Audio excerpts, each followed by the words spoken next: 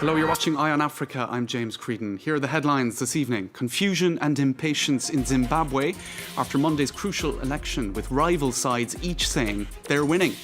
But no official result is expected ahead of Saturday, according to the country's election commission.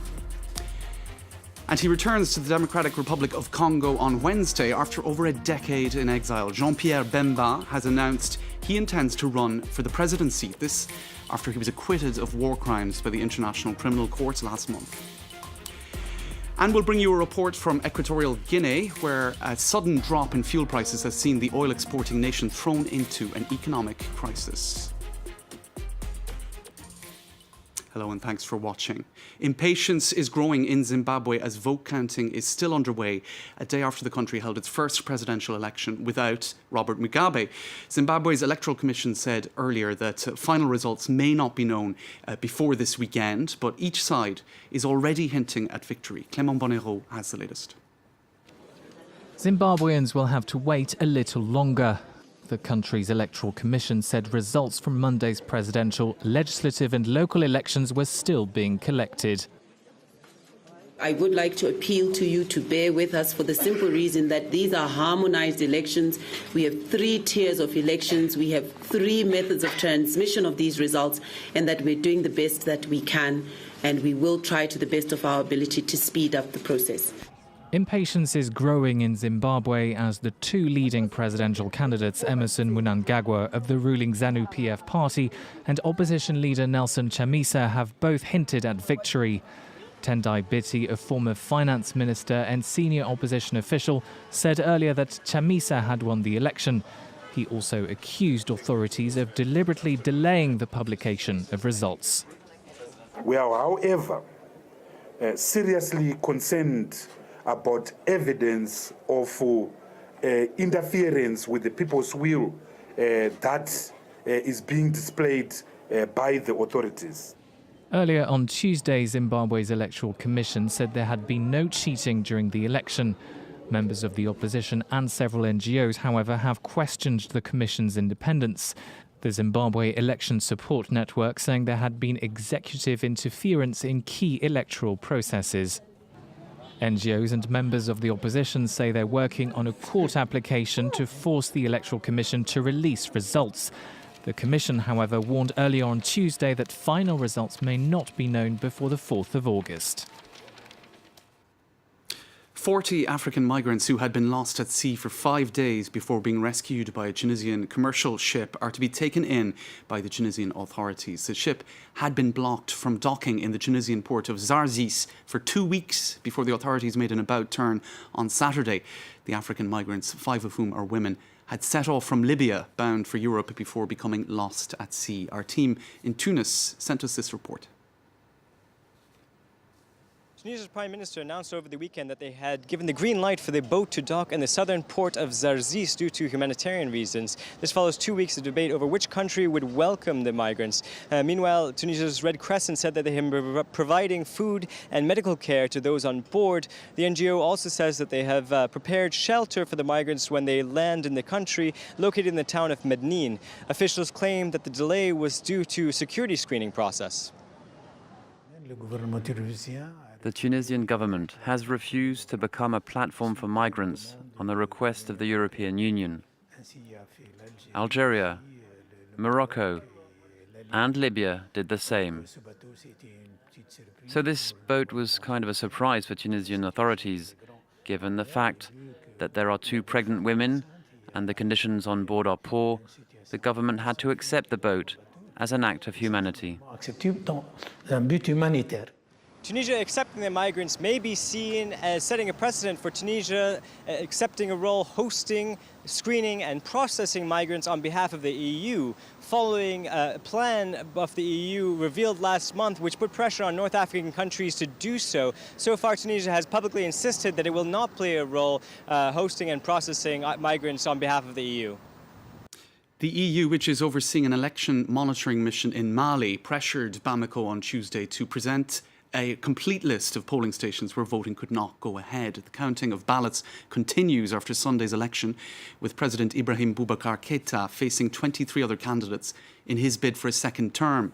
But the election was marred by attacks or threats of violence in the country's north and centre. Agence France Presse is reporting that in over 700 polling stations, not a single ballot was cast. That's accounting for around 3% of all polling stations in Mali. Now, he's set to return home after 11 years in exile. Former rebel leader Jean-Pierre Bemba is expected to arrive in the Democratic Republic of Congo this Wednesday. Convicted in 2016 by the International Criminal Court for war crimes and crimes against humanity, appeal judges overturned the ruling last month. With current President Kabila banned from running again due to term limits, Bemba hopes he can be a candidate in upcoming elections. France 24's Thomas Nicolon has more from Kinshasa. Former Vice President and militia leader Jean-Pierre Bemba will be back in DR Congo on Wednesday after his war crimes convictions at the International Criminal Court were quashed in May. Jean-Pierre Bemba intends to run for president in Congo, and the deadline to declare candidacies are August 8. Another opposition leader should be back later this week. Millionaire businessman Moïse Katumbi says he'll return from a 2-year exile to register as a candidate. Bemba and Katumbi, however, could be barred from contesting the election due to criminal convictions for real estate fraud and witness tampering. These two opponents of Joseph Kabila jointly lead a race to replace him, according to a public opinion poll released on Tuesday. Many fear that Joseph Kabila is going to try to run for a third time. The United States and France have expressed fears that this might plunge the country into chaos. To Equatorial Guinea next, where a drastic drop in fuel prices has led to an unexpected economic crisis for the Central African country, which is highly dependent on oil and gas exports.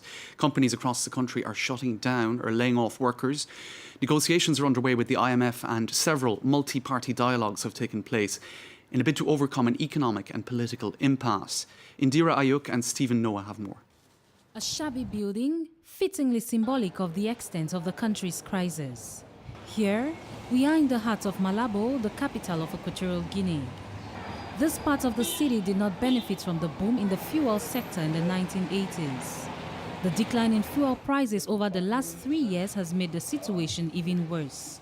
Pablo is a victim of the crisis. He runs this nearly bankrupt airport logistics company. We used to make profits of between 600 and 900 million francs. Today we can hardly make up to 12 million francs in a year because there isn't much to do anymore. We had to lay off about 50 of our employees. 90% of Equatorial Guinea's revenue is derived from the fuel market. The drop in prices has prompted the current recession in the country, with a drastic slump in the GDP of about minus 10% in 2016. The most affected sectors so far include public works and the tourism sector. Small businesses are also badly affected. Before now, foreigners like Diawara, mostly from West Africa, ran flourishing business here. For this Malian national who has been resident in Malabo for 14 years, the Equatorial Guinean dream is now a nightmare. We have been badly affected. We used to have so much to do during the day.